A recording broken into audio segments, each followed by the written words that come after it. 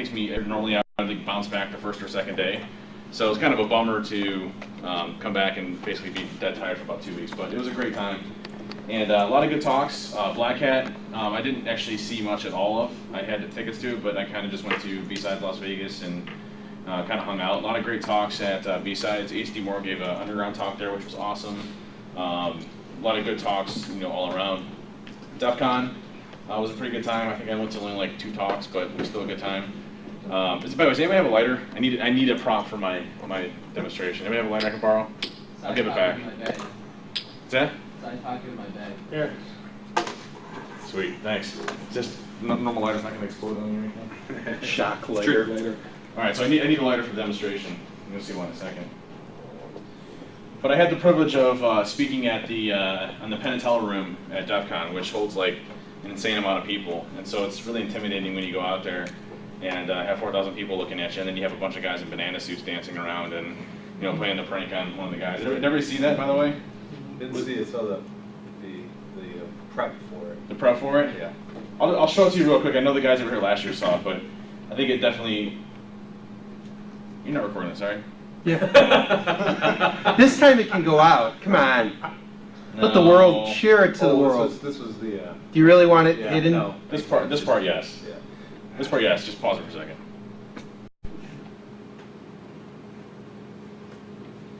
So the talk that we presented on, I was with Dave Simon, and basically what we started talking about is the ability to attack SCCM servers. And I hit a little bit on it last time, but I'm actually going to show you all the codes now released. It's a new version of the Social Engineer Toolkit. You can use it to do a bunch of bad stuff. And so the concept of the whole thing was to compromise one individual system. So you're on an internal pen test, for example, and you compromise one system. You use the information off of that system to then further aid in attacking the rest of the organization. And the way that we looked at it is, and this is a technique that I've been using for a while, that works on a number of companies out there. Like every time I go into a company, this works. And I talked a little about the Pixie Boot stuff before last month, I think, but it's super simple to do. And then using that information off of a server that you're able to get, or a workstation you're able to get, you can then attack the rest of the organization, the company. And this is when we did the banana. So we'll dive into a few concepts that you may or may not be aware of. SCCM is System Center Configuration Manager. I can't believe I got that right. And it's basically used for a bunch of different stuff, but in that is a management console for deployment of patches, basically stuff WSUS on steroids. And so what it allows you to do is effectively patch your entire environment or organization so that you can streamline patches and things like that to your entire company, right?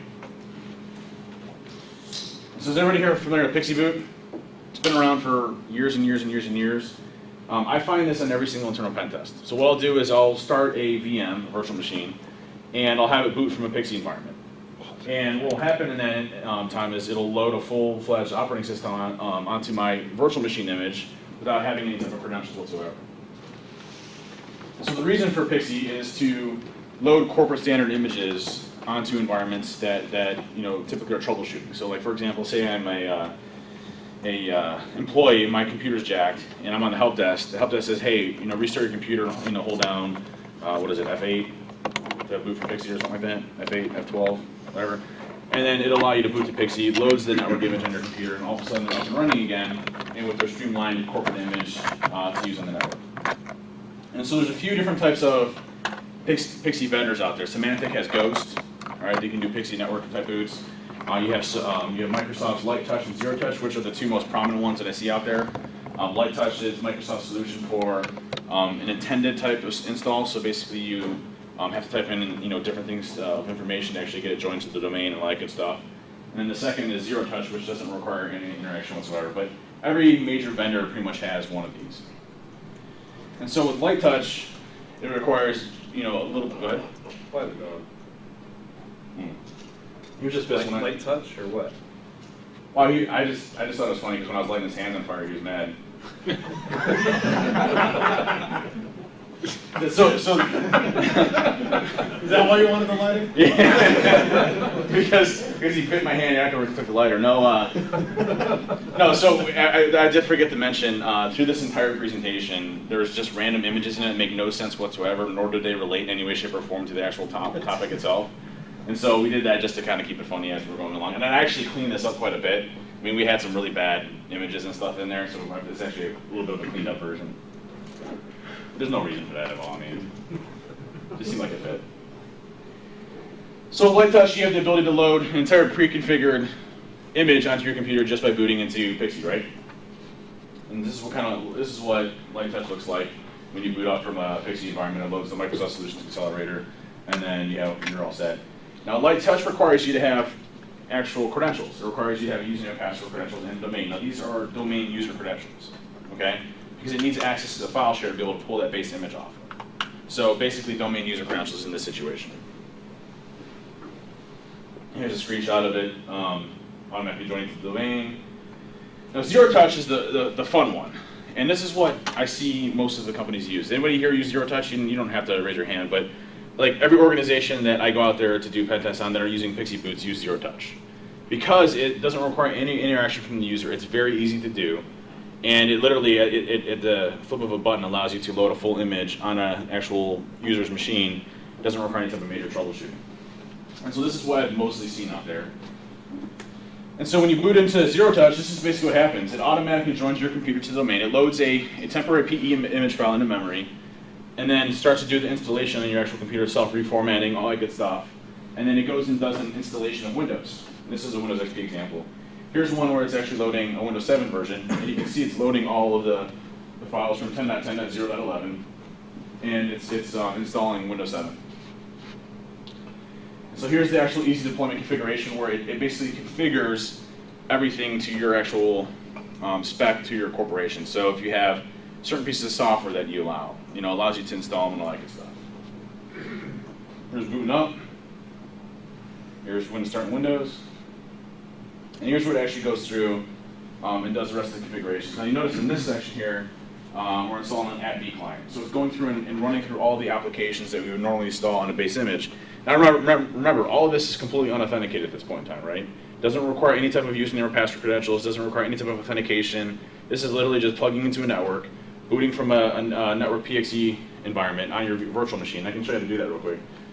It does it by default if you don't specify an actual image.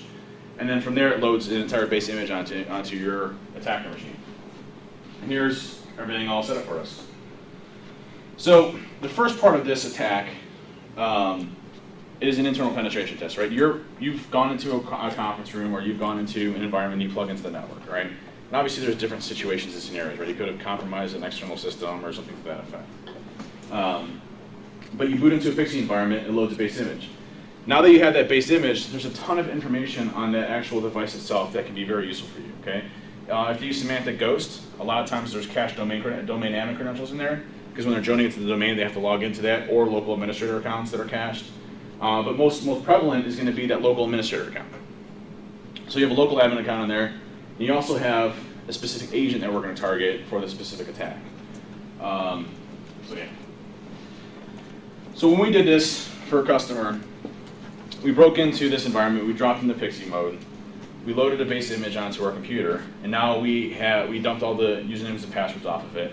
And what we started to do is looking for information on it that we may be able to use for further attacking. And what we found is, and isn't that creepy, by the way? That has nothing. I guess pillage, huh? Huh?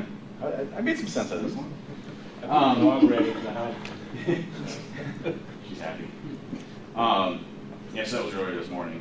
But when we did this the first time, we noticed an SCCM agent.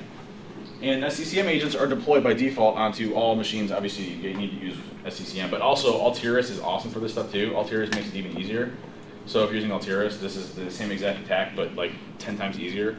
But what happens with SCCM agent is it's deployed to every workstation. And that agent then correlates back to the SCCM servers to tell what level of patches it is, what patches it needs to advertise, which ones are mandatory, yada, yada, yada, right? It's that agent that communicates back and forth for the actual patching itself. So we thought this might be an interesting attack avenue. What if we could compromise the SCCM server in some way, shape, or form, and use the SCCM server to then patch it in some way, shape, or form to deploy malware to the entire company? So that was the concept. So SCCM is Microsoft's flagship product for the centralization of Active Directory and all Microsoft components. They've added a bunch of third-party add-on tools that you can do with it. with SCCM's 2010 Service Pack 1, they now allow you the ability to patch OS X and Linux machines. So, it's basically the centralized console for everything. Forefront's in there, everything, right? You can do everything you possibly wanted to do in the SCCM agent. It's that entire collaboration portal that they've been missing for a long time that you can do everything with. Now, a small component of that is the patching. So it replaces WSUS in a sense where you're managing everything through that actual interface itself. So here's just a standard architecture of what a SCCM would look like. You have your central site that has the main SCCM service themselves. It's distributed over multiple MPLS lines or whatever you have out there. And you're able to patch different types of organizations and clients based on the servers themselves. Any questions so far?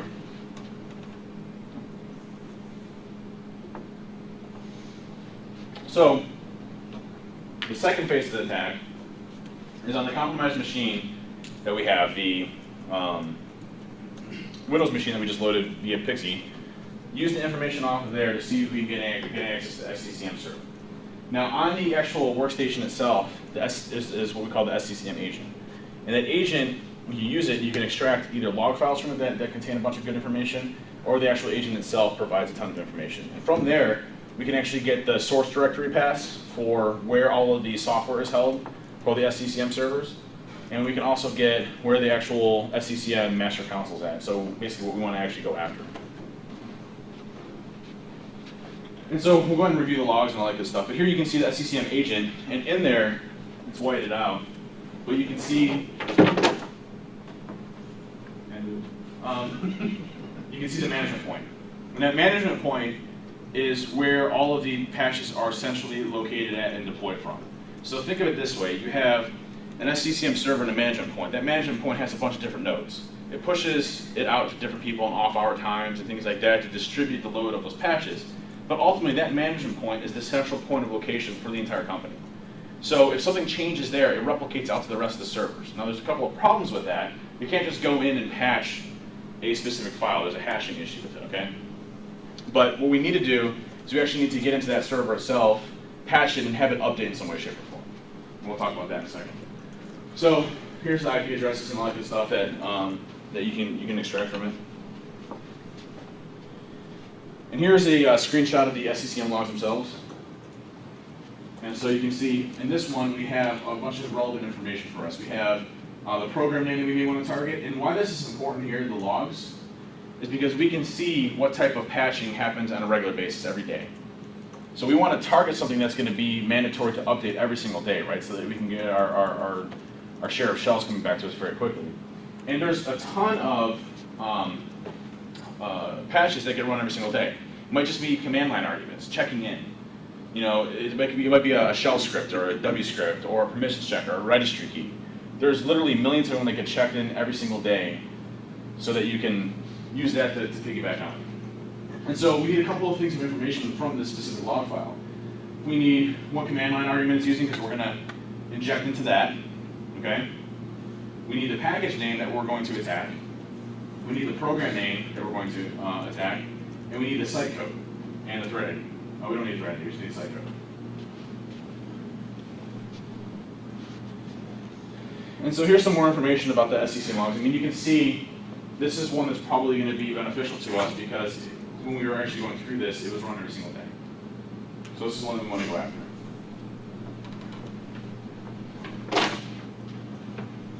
I'll be letter back in a minute.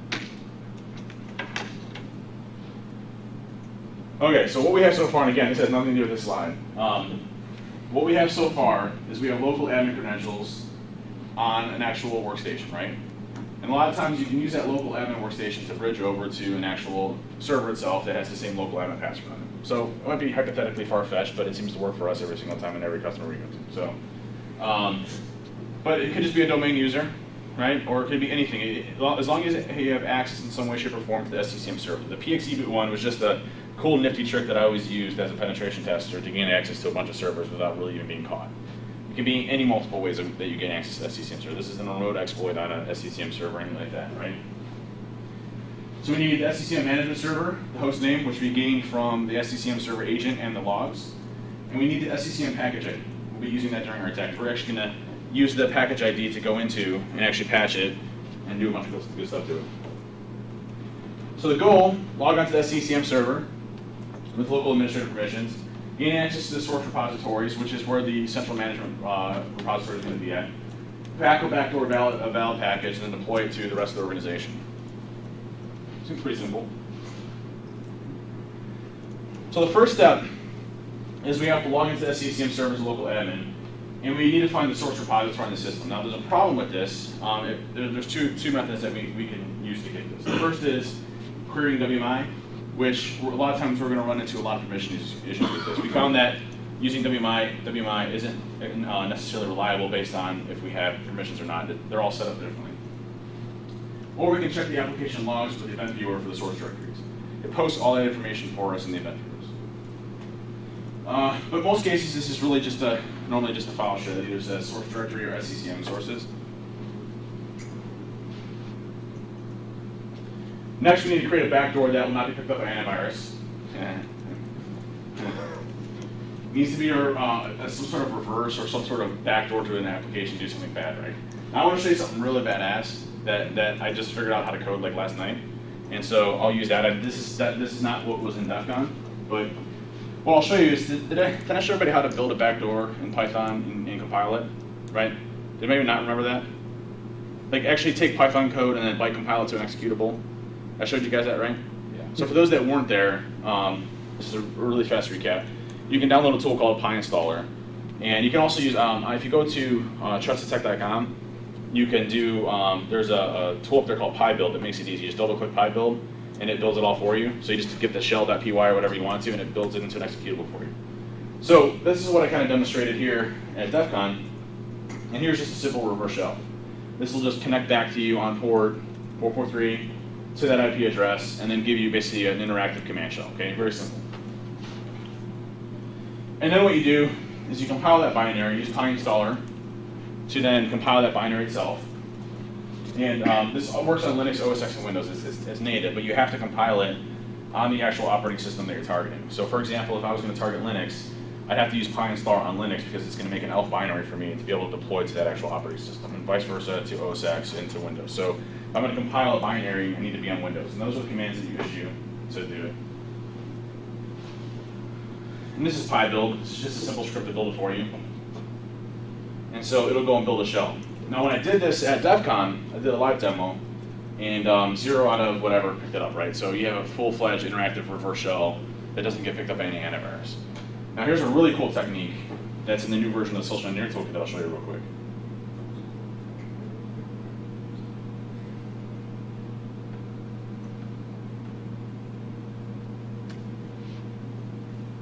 Everybody see that okay? Get over here. So literally just got it working about 5 or 6 minutes before this talk, so I'm so happy. What we're going to do, and just hypothetically, I'm not going to go through set, because I demo set every single time I'm here. But what this is what's called a set interactive shell. And the interactive shell is a completely native shell that's built into the social engineering toolkit. And what happens with it is it uses native AES-256 encryption to pass information back and forth. So everything that's going back and forth between the victim and the attacker are all 256 encrypted. The actual reverse shell doesn't get picked up by any AV out there because it's byte compiled and wrapped within the Python interpreter. And so what happens is you have now a reverse shell into an actual environment. Now, what's cool about this is it's something new that I added into the new version that isn't out yet. It'll be out probably in the next couple of weeks or so. But say you do the Java applet attack or whatever you want to with it, and you get the set interactive shell back, and you get the shell here, and this is a shell. So when set gets a shell, you see connection received from 192.168.225.141, which is my victim IP address, and then I can automatically profile that it's Windows, okay? Because set targets Linux, OS X, and Windows. It uses all of them there, so it doesn't really matter what it is. But that's going to be specific to Windows. If I drop into a shell, and actually I need to make another window.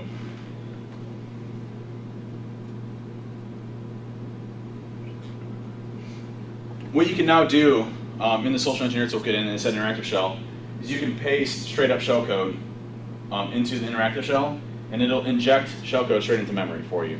So you can do whatever you want to with shellcode injection now through the set interactive shell, and it all does it over a 256 AES encrypted communication, and then it basically uses C types, which is in Python is a way to interact with basically C, and does virtual alloc and allocates the necessary memory. It makes the page read, write, and execute so you can get around data execution prevention, and then it goes and it expands the stack based on your actual shellcode itself, and then basically you now have full access to that computer and do whatever you want.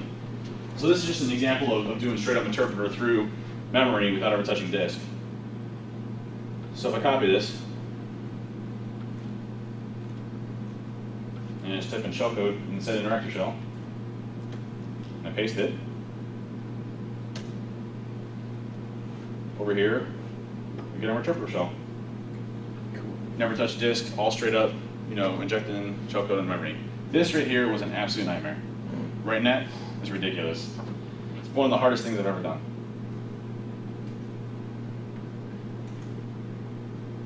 Well, it wouldn't be that bad for the rest of us, though. Not at all.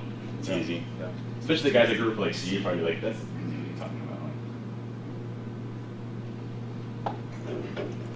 So, step 3, we take one of the source packages and we replace it with our malicious backdoor version. An example would be to grab a reverse shell that we just created using PyInstaller and use the backdoor functionality within MSF-Venom. And if everybody familiar with MSF-Venom, it allows you to take code and take your normal application and then append it onto the bottom of it, and then you redirect execution flow. Your entry points now jump to your malicious payload first, and then it jumps back into the normal application and runs normally. So you don't have any type of hindrance of the package actually deploying and working, but you backdoor the malicious payload. Just as an example. So we have a slight problem when we actually deploy and patch that individual executable or whatever it ends up being, a script or whatever. You're now going to get a hash value mismatch, and so there's a problem with that because it's not going to deploy that patch until it's actually approved within the SCCM console. So with that, you have to do one of two things. One is either wait for the sysadmin to approve them, which by the way they blanket approve everything, so it's not a big deal. Or 2, you can inject a quick script into the auto run when he automatically logs in, auto login, and force him just start locking his workstation and stuff like that, or rebooting the machine a whole bunch of times, and then as soon as he logs in, it automatically updates that package for you, and then deploys the package for you instantaneously. So we can do that. So the new script that we released, it automatically updates the package using the SCCM admin credentials that is logged into the system. So it automatically posts that script to the actual SCCM console and updates the actual package itself so that there's no more signature mismatch. And then it forces the package to refresh and initiates in a deployment situation where it deploys across the entire company. So here's the script. It's super simple. It's built into the social engineering toolkit, and I got to give a shout out to Dave and Bill Risha on this one. They really killed it when they wrote this part. But all you need is an SMS server, which we know from the SCCM agent. We need the package ID, which we know, right? And this we don't need to change. So this is the only two things we need. We put that into the auto run directory within Windows, and as soon as he logs in, we'll have our deployed shell. So that's the first scenario. The second scenario is something I'm still working on from an automation standpoint, which is actually doing the approval process through MS SQL. So injecting into MS SQL and running the approval process there, and I'll show you an example of it now, but right now it's kind of hard-coded and a bunch of other stuff, so it's kind of crappy, but it'll be fixed soon.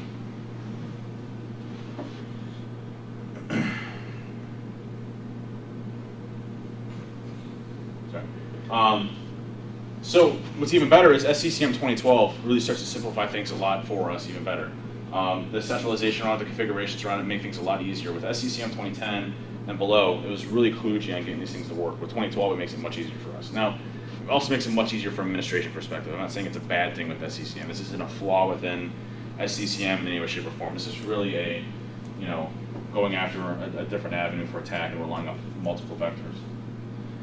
So again, the attack is we pixie boot into Windows, we load an image, we dump the local admin hashes and cache credentials, we enumerate the SCCM location from the SCCM agent, we log into that server with local administrator low rights, we locate the source directory and package of the SCCM console, we grab one of the source files, or all of them, backdoor them, update the startup scripts for the user to log in, boot them off if you want them to so they reestablish, and wait for shells. So I'll show you a quick example of the manual attack, and then you're going to show you some pretty sweet stuff with the automated one.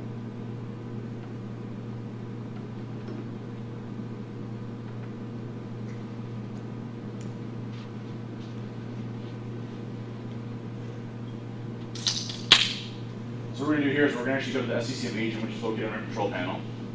And we're going to go to Configuration Manager, which is right there. And here's where all the information would be that we would need. You can see there's different tabs. Mostly we're going to either be in the General, or we're going to be in the Connections tab, or Configuration tab, sorry. But here it'll list all of the configuration settings for the SCCM agent that's available to us. And this does not require admin rights. So in here, you can see the IP address, the subnet, logon users, but most importantly, the AD site name and the actual site code itself, which are the two things that we're going to want to get. And down here, you also see logon user. Oh, that's the actual management point. So you can see the management point there that actually locates the server itself. So now we're going to go into the system itself. Oh wait, we're going to go to logs first, sorry. So we're going to go into the actual logs themselves. It's under C, Windows, syswow, obviously it's not a virtual machine. And then CCM, logs, and then there's a ton of logs in here. I mean, there's a lot of information that you can use for SCCM in this. But the exec manager log is where we want to go to. That's what's going to be executing regularly on a regular basis. The exec manager log is where all of this will be. So you can see here the path that it actually executes on, the site ID, the package itself, the program, all the stuff that we need to start building and framing our attack. It's all available on the machine itself.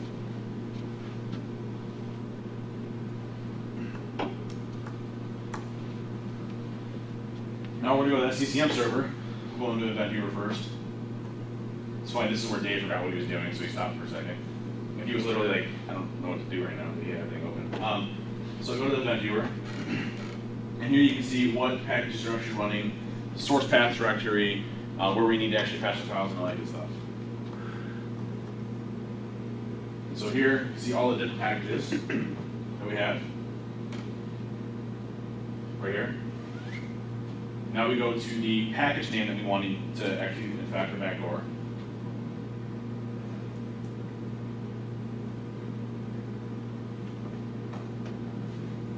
Right there. And then we're going to go ahead and just modify that or backdoor or whatever you need to do.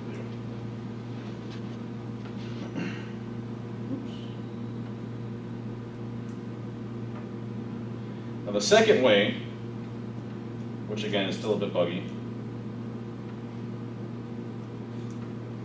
Sorry, ignore that. Kind of hard to do. See, I don't know where that came from.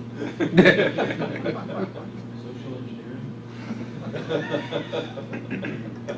I'll make sure I still got an internet connection here because I should be VPN'd in. Yeah, cool. All right, I'm VPN'd into a network right now. And what we're going to do is this is the new version, set 3.7, which isn't released yet, and I hope to have it done by 3.7. And what we're going to do is we're going to go ahead and automatically patch the SCCM server and deploy the binaries for us automatically. So SCCM server 1, 2, 6, 8, I hope this is right to have memory. And then reverse 1, 2, 6, 8.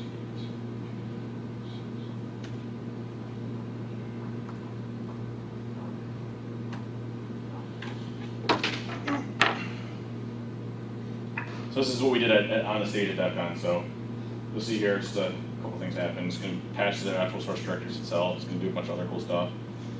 It's going to bycompile it in the source path, automatically patch it, update it, trigger the update to a SQL.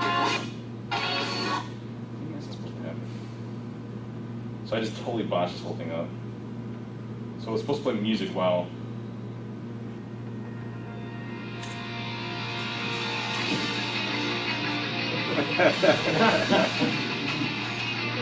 Oh, look at that.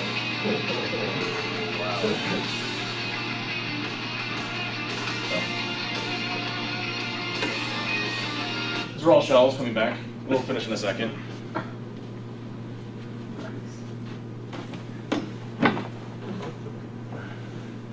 Oh, so 927 shells. And it didn't crash set? No, Steph can handle that, man. So 13,000 is the limit, by the way. What is it? 13,000. Okay. Whose network is this? Oh, wait, What was that? Whose network is this? Yeah, someone's.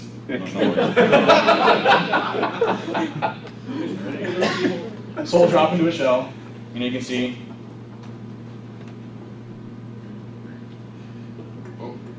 Yeah, so that's it. We have access. All I'm adding. Sorry. That's the song. It's from the album art of the song, all right? So. After putting the guy through the old banana thing, you're embarrassed by that picture? Not really, no. What was that host name? What's that? Were you exiting so fast because it would show a host name? No. That's it's not an environment that I'm worried about even showing. So that'd be good. So yeah, that was pretty much the majority of it. So wrapping up, this attack, like this methodology of the Pixie boot using SCCM works about 90% of the time when I'm doing an internal pen test. So scary, kind of weird methodology, but it works like every single time. And the Pixie boot is like super cake, right? I mean, literally you just take a VM, you create a new VM, and you don't select an ISO image, and then you just power it on, and then it'll look for Pixie servers, then it'll automatically start booting if it's there. That's how easy it really is to load that, right? And then from there, it's easy to do. It takes less than an hour to do all of this manually, once you get good at it, right? So, actually going through enumerating the SCCM agent, write down the source package ID, the location, log into the server, do all that good stuff, patch the system, set will actually create that script for you automatically. So the autoload script. So it'll ask you for the site location, the site name, the server name, and then it'll automatically build it for you so that you can just deploy that to the victim. Really hard to protect against, unfortunately. Protecting against this, protecting against this, it's somewhat difficult. First, you need to seriously, I cracked up this picture for like 2 hours. I don't know why, but and I kept saying diabetes over and over again. Like, it just was awful. But the first thing you want to do is ensure Pixie boot is limited only help desk type subnets. So only allowing the help desk type guys to be able to actually do the Pixie boot installations. You don't want to allow it over the network. Monitor the SCCM servers for malicious traffic, any type of like tripwire type activity, or with Microsoft's SCCM configuration manager, a forefront part of that has configuration management in it, to where you can actually detect different types of changes or modifications to systems. So something that would definitely pick that up. What you can also do too is a lot of companies, what they're doing now, based on this talk, are doing is they have certain and specific change windows with hashing. And so, they'll say, okay, during the period of 8 and 10 o'clock at night is when we're going to push out the new SCCM packages during these days, and here's the associated hash values with it, so that it'll trigger an alert based off if anything's a mismatch off of that. So anything out of band would definitely be detected and picked up. So yeah, monitoring and different changes. Detective controls will be one of your biggest saviors on this. Any type of detective controls you can see. I mean, obviously, if there's some really anomalous traffic going through NetFlow. When you're seeing some weird stuff going down where there's a bunch of systems automatically connecting to my box, obviously there's probably a problem. And separate credentials for the SCCM server.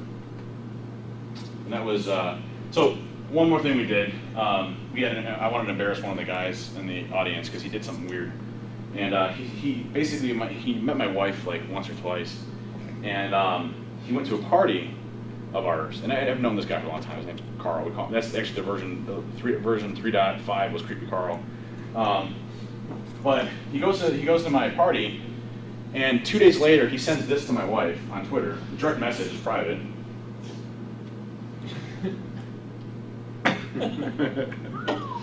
So I thought that was kind of creepy. So we wanted to embarrass him on stage, so we had him come up and all that good stuff. But I thought that was really weird. Like, hey, what kind of perfume were you wearing the other night? Like 3 days afterwards. Not to be creepy or anything. Okay. Anybody have any questions? You mentioned early on that it was easier with Altiris. Why is Altiris easier than SCCM? The actual patching portions of it are all centrally located in the Altiris server. SCCM is somewhat sporadic. So you have multiple servers and management points and things like that, so it can kind of get confusing. Altiris is kind of packaged all in one, so it's very easy to patch the Altiris server. And I'm not actually sure if they do hashing on it. I'm sure they do, but I'm not 100% sure on that too. But it's typically been easier for us to go and modify it and actually deploy packages through Altiris. I don't think they do. I've never done Pixie. He said all you got to do is load a VMware image, select no ISO, and let it boot. How long does it take to actually download? It depends on the latency and where the Pixie server is staying at. I mean, if you're local on the LAN, no, if you're local on the LAN, you're talking maybe 15, 20, 30 minutes max. You know, if it's over the actual network itself, it may take a little while. It may You take don't have anything, they don't check for MAC addresses or anything like that? Nope. Nothing. Nope. And here's basically, I mean, I can show you real quick. Here's how you do it. Not like that. So just click new. And you can continue without disk. Just choose a window, don't choose anything here. Create a custom virtual machine, continue. Just make it Windows, whatever, and hit continue. Actually, and then what'll happen is it'll boot into something that looks like this. Pixie boot box right here. It's over here. And so it automatically just boots into this, which is looking for a Pixie boot. And then if it finds one, it'll start loading the image for you. That easy. But yeah, I mean, depending on latency and the actual network itself, I mean, if you're sitting, you know, in an environment in a LAN type situation, it's going to be pretty quick. If you're, you know, somewhere in, you know, like over 56K MPLS or something, you're screwed. So probably take a couple months. Any other questions? Nothing? So who's going to speak next week, next month? Any volunteers? Come on. You got one. I'm not speaking again. One. We got anybody else? We had somebody else who Not gonna be volunteered, but I don't know if he's here tonight yet. Yeah, that's that's right here. Oh, that's you? Yeah. And who else we got? Anybody else want to speak next month? Come on. Oh, okay. You're supposed to come up and introduce Well, yourself. I said rock star. Okay. Who else? Anybody else going to speak? If you want to speak, please send it to board@neoisf.org. Okay. Thanks, everybody. Appreciate it. Take a quick 10-minute break. We'll come back. Thanks. Sounds good.